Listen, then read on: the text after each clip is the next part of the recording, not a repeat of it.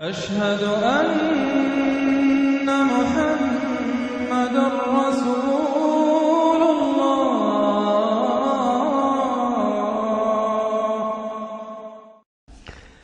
سورۃ السجدہ، اب یہ سورہ مبارکہ آئی ہے، یہ 3 رکوعوں پر مشتمل ہے اور اس میں بڑا ردم بہت تیز ہے، اور یہ ذہن میں رکھیے گا کہ یہ حضور کی بہت محبوب صورتوں میں سے ایک صورت ہے، اس لیے کہ آپ کا یہ رواج، آپ کا یہ معمول تھا کہ آپ جمعے کے روز صبح فجر کی پہلی رکعت میں اس سورہ سجدہ کی تلاوت فرمایا کرتے تھے۔ تو جن صورتوں کے ساتھ حضور کو خاص طور پر کوئی تعلق خاطر تھا اضافی طور پر، تو اس کا ہمیں اسی سے اندازہ ہوتا ہے کہ نمازوں میں آپ جو زیادہ پڑھتے تھے، تو فجر کی نماز جمعے کے دن اس میں بالعموم آپ کا یہ معمول تھا کہ یہ سورہ سجدہ جو ہے پوری 3 رکوع پوری جو ہے وہ پہلی رکعت میں پڑھتے تھے، اور دوسری رکعت کے اندر سورۃ الدہر،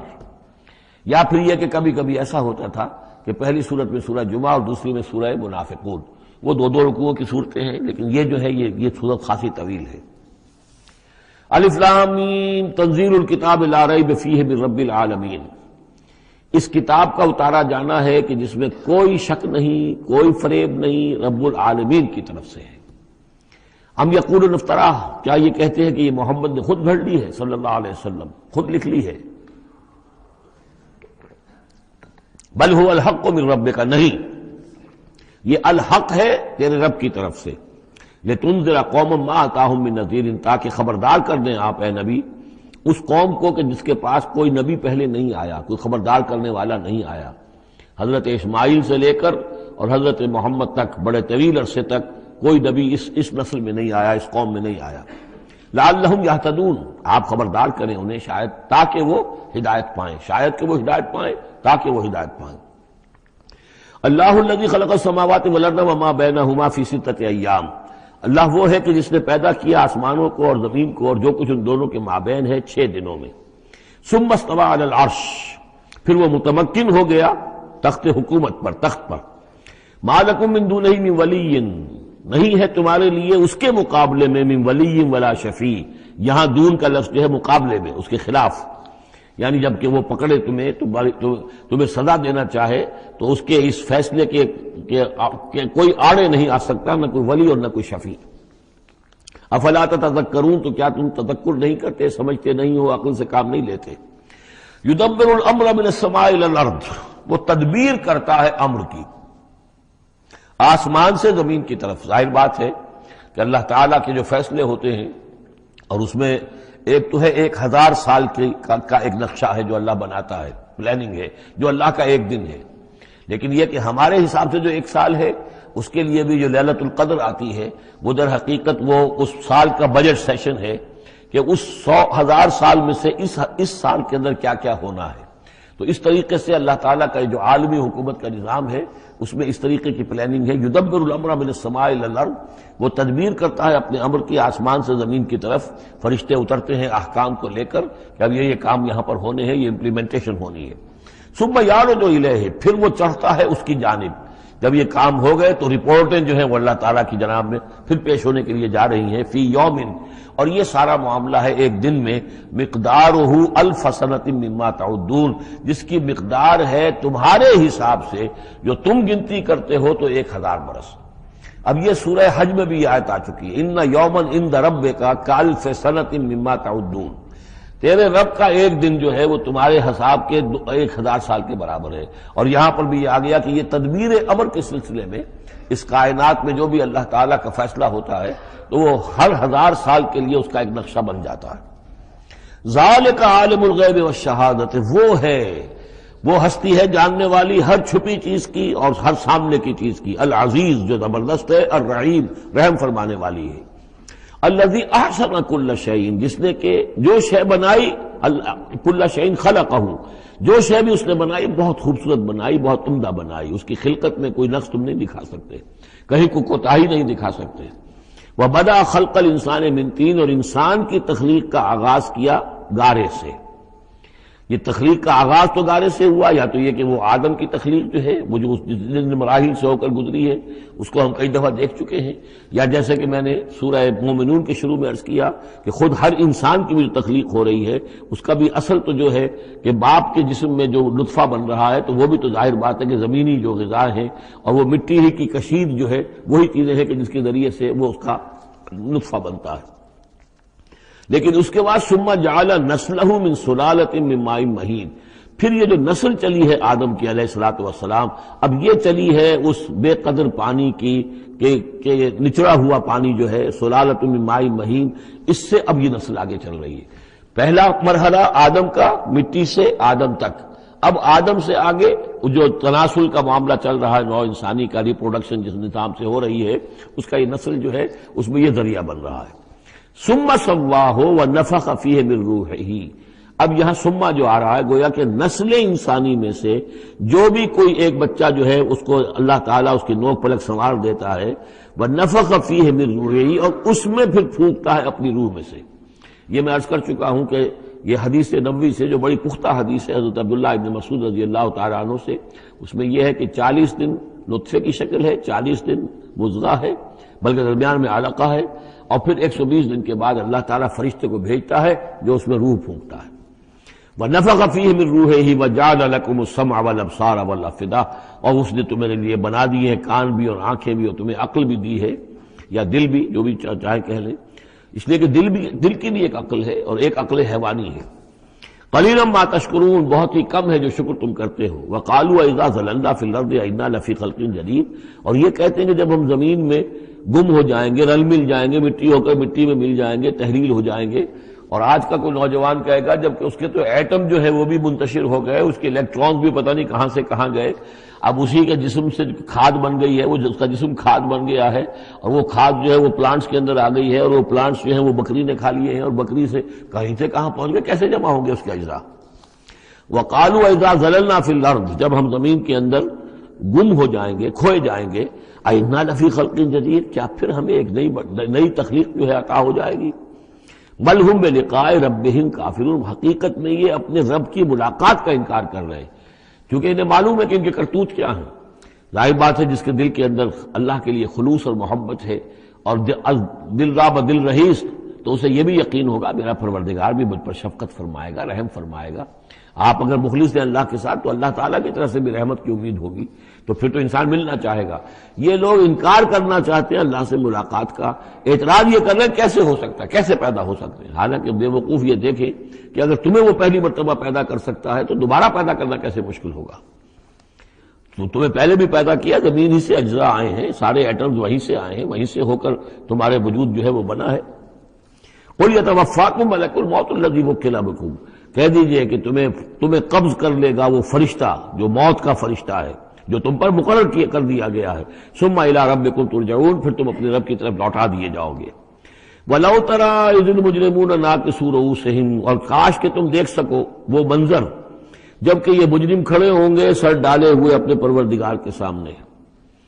ربنا ابصرنا وسمعنا، وہ کہیں گے پروردگار اب ہم نے دیکھ لیا، حقیقت ہم پر منکشف ہو گئی، اب ہم نے سن لیا، ہر بات جو ہے ہم نے پا لی۔ فرجینا، تو ایک دفعہ ہمیں دنیا میں لوٹا دے، نعمل صالحا، اب ہم نیک عمل کریں گے، انا موقنون، اب ہمیں یقین آ گیا، ایمان کیا، ایمان سے بھی آگے کی بات، اب تو پورا یقین ہمیں حاصل ہو گیا۔ وَلَوْ شِئْنَا لَآتَيْنَا كُلَّ نَفْسٍ هُدَاهَا، اگر اسی طرح ہم نے ہدایت دینی ہوتی پردے اٹھا کر تو دنیا ہی میں ہم سب کو جو ہے ہدایت دے دیتے۔ اب فائدہ جو ہے اب ایمان لانے کا کوئی فائدہ نہیں ہے، اب تو جزا کا وقت ہے، یہ اب وہ امتحان کا وقت ختم ہو چکا۔ وَلَوْ شِئْنَا لَآتَيْنَا كُلَّ نَفْسٍ هُدَاهَا وَلَكِنْ حَقَّ الْقَوْلُ مِنِّي،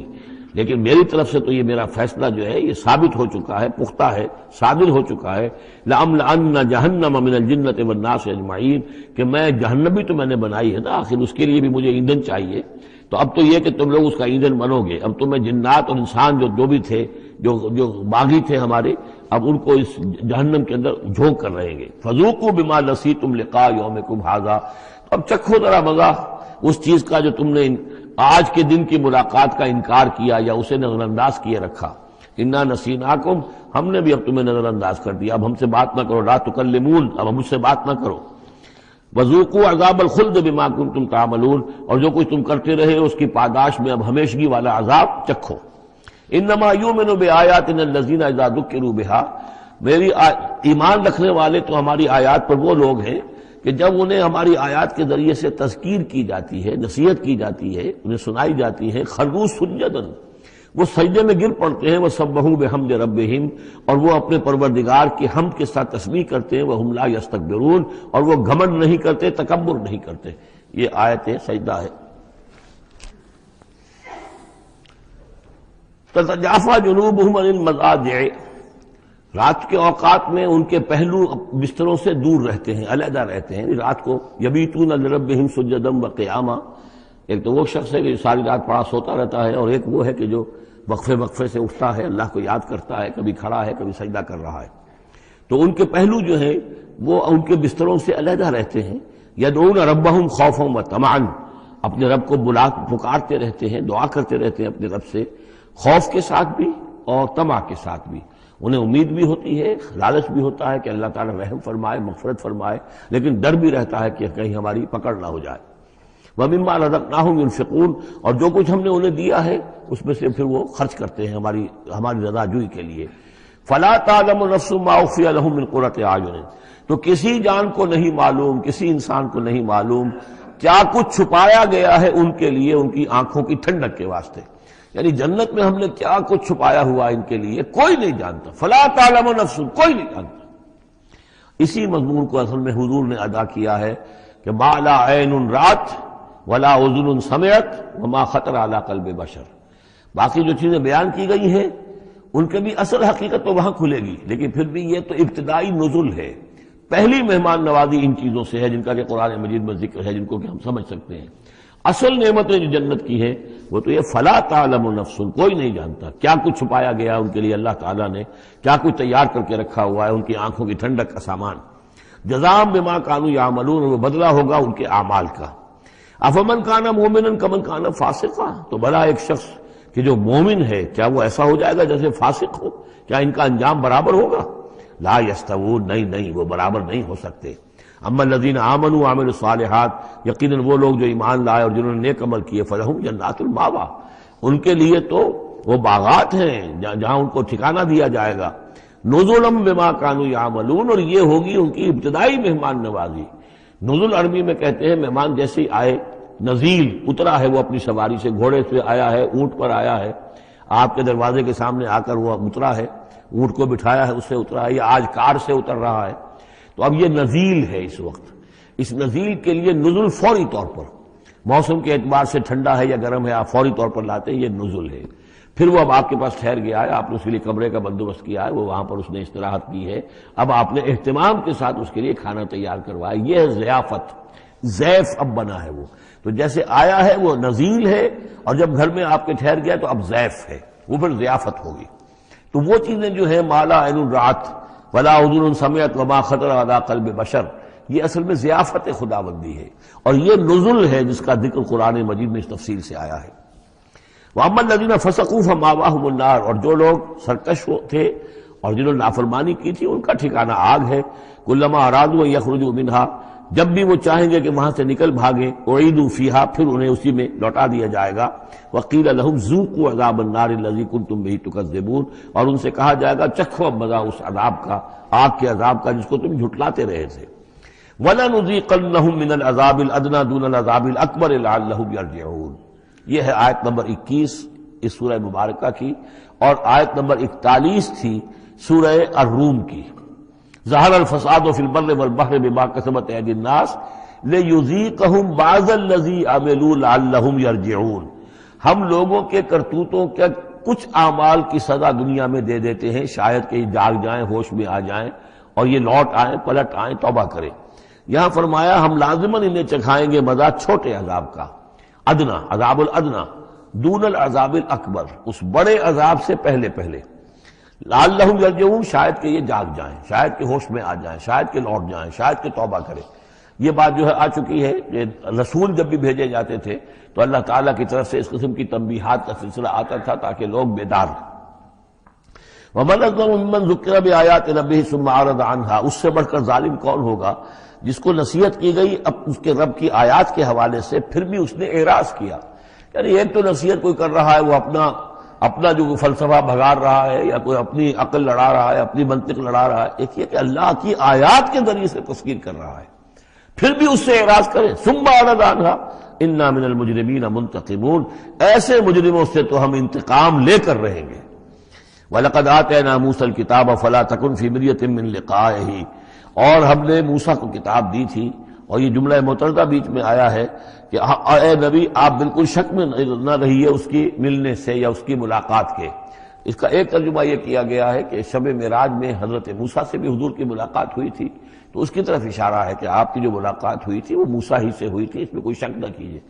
لیکن زیادہ جو قرین قیاس ہے اور جو سیاق و سباق کے ساتھ مناسبت رکھتا ہے وہ یہ ہے، تو اے نبی آپ بالکل کوئی شک نہ رکھیں اس بات میں کہ جو کتاب موسیٰ کو دی گئی تھی وہ واقعتاً اللہ کی طرف سے تھی، کتاب کا ملنا اللہ کی طرف سے تھا، اور اس قرآن کا ملنا جو آپ کو ملی ہے یہ بھی اللہ کی طرف سے ہے. اور حضور سے خطاب کرتے ہوئے بھی در حقیقت یہاں پر روح سخن جو ہے وہ لوگوں سے ہے کہ تم کوئی شک نہ کرو کہ تورات اللہ نے ہی دی تھی حضرت موسیٰ کو، اور قرآن اللہ ہی نے دیا ہے محمد کو صلی اللہ علیہ وسلم.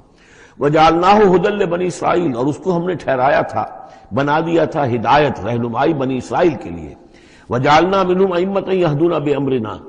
لَمَّا صَبَرُوا، اور ان میں سے پھر ہم نے ایسے امام اٹھائے، پیشوا اٹھائے، رہنما اٹھائے کہ جو لوگوں کو ہمارے حکم سے وہ ہدایت کرتے تھے، رہنمائی کرتے تھے، تورات کی تعلیم کرتے تھے، تورات سمجھاتے تھے، نیکی کا حکم دیتے تھے، امر بالمعروف نہی منکر کرتے تھے. لما صبروا، لیکن یہ کام وہ کر سکتے تھے جب خود صبر کی روش اختیار کر لیں.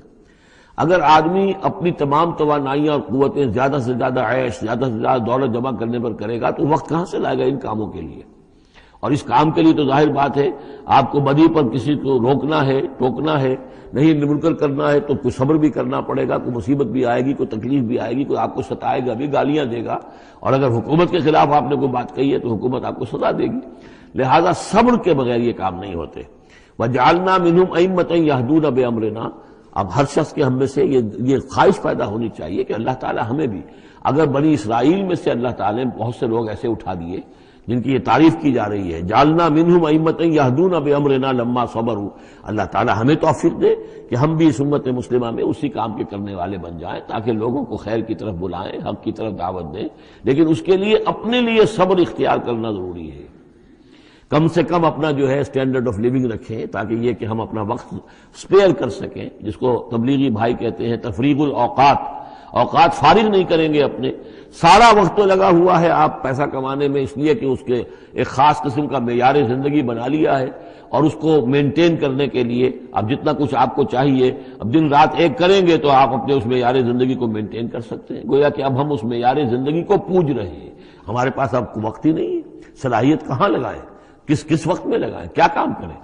لیکن صبر کی روش ہوگی اور پھر قرآن مجید کے ساتھ وہ تعلق ہوگا تو پھر انشاءاللہ تعالی اللہ تعالیٰ نے انسان میں بڑی صلاحیتیں رکھی ہیں، بڑی قوتیں رکھی ہیں، مسجود ملائک بنایا ہے، اللہ کے کریشن کا کلائمیکس ہے یہ، تو اللہ تعالیٰ کی یوں سمجھیے کہ تخلیق کا نقطہ عروج ہے. تو اس کے اندر صلاحیتیں ہیں، آدمی ارادہ کر لے، ہمت کرے، فیصلہ کر لے تو پھر یہ کہ اللہ تعالیٰ جو ہے اس کے لیے راستے کھول دیتا ہے. وَجَعَلْنَا مِنْهُمْ أَئِمَّةً يَهْدُونَ بِأَمْرِنَا لَمَّا صَبَرُوا وَكَانُوا بِآيَاتِنَا يُوقِنُونَ. ایک تو یہ کہ صبر کرے اور ہماری آیات کے اوپر پورا یقین ہو. إِنَّ رَبَّكَ هُوَ يَفْصِلُ بَيْنَهُمْ يَوْمَ الْقِيَامَةِ فِيمَا كَانُوا فِيهِ يَخْتَلِفُونَ.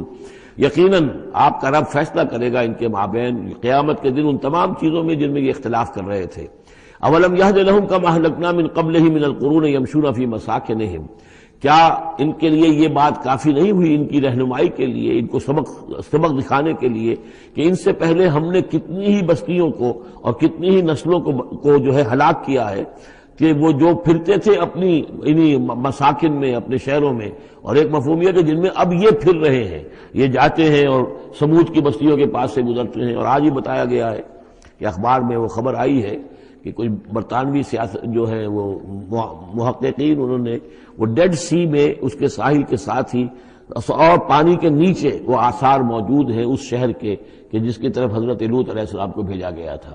تو خبر میں یہ ہے کہ قرآن اور تورات کی جو بات ہے اس کی تصدیق ہو گئی ہے، لیکن وہ بستی جو ہے میرا بھی پہلے بھی میرا گمان یہی تھا کہ وہ جو ہے اصل میں سمندر کے اندر آ چکی ہے، اور شاید اسی لیے ڈیڈ سی اس کا نام ہو کہ پورے شہر جو ہیں بڑے ہوئے وہ اس کے اندر دھنس گئے ہیں، اور گویا کہ سب کے سب اسی کے اندر جو ہے ان کی قبر بن گئی ہے، وہ پانی کی قبر کے اندر وہ دفن ہوئے ہیں۔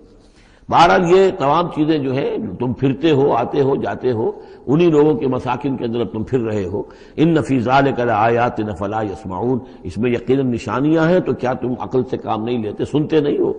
اولم یروا انا نسوق الماء الی الارض الجرز، کیا انہوں نے دیکھا نہیں کہ ہم پانی کو ہانک کر لے جاتے ہیں ایک ایسی زمین کی طرف جو چٹیل پڑی ہے، بے آب و گیا ہے، فنخرج به زرعا تاکل منه انعامهم وانفسهم، پھر ہم اس کے ذریعے سے اس پانی میں کھیتی اگا دیتے ہیں کہ جس میں سے کھاتے ہیں ان کے مویشی بھی اور خود یہ بھی۔ افلا یبصرون، تو کیا یہ دیکھتے نہیں ہیں؟ وَيَقُولُونَ مَتَىٰ هَٰذَا الْفَتْحُ إِن كُنتُمْ صَادِقِينَ، اور وہ یہ کہتے ہیں کب ہوگا یہ فیصلہ، اگر تم سچے ہو تو بتاؤ اے مسلمانوں، یہ قیامت یا عذاب یہ کب آئے گا؟ قُلْ يَوْمَ الْفَتْحِ لَا يَنفَعُ الَّذِينَ كَفَرُوا إِيمَانُهُمْ، کہہ دیجئے وہ جو فیصلے کا دن ہوگا پھر اس دن کافروں کا ایمان لانا ان کے لیے ہرگز مفید نہیں ہوگا۔ ایمان لانا غیب میں اب، جبکہ وہ حقائق جو ہیں وہ غیب کے پردے میں چھپے ہوئے ہیں، تب وہ مفید ہے، لیکن جب فیصلہ ہو جائے گا اور جب تمام حقائق جو ہیں وہ نگاہوں کے سامنے آ جائیں گے، یوم الفتح لا ينفع الذین کفروا ایمانہم ولا هم ینظرون، اور پھر انہیں کوئی مہلت نہیں ملے گی کہ اب وہ کوئی توبہ کر لیں یا کوئی اپنی اصلاح کر لیں۔ فاعرض عنہم، تو اے نبی آپ ان سے اعراض فرمائیے، ان سے درگزر کیجئے، ان کی باتوں پر زیادہ نہ جائیے۔ منتظر انہم منتظرون، آپ بھی انتظار کیجئے اور یہ بھی انتظار کر رہے ہیں۔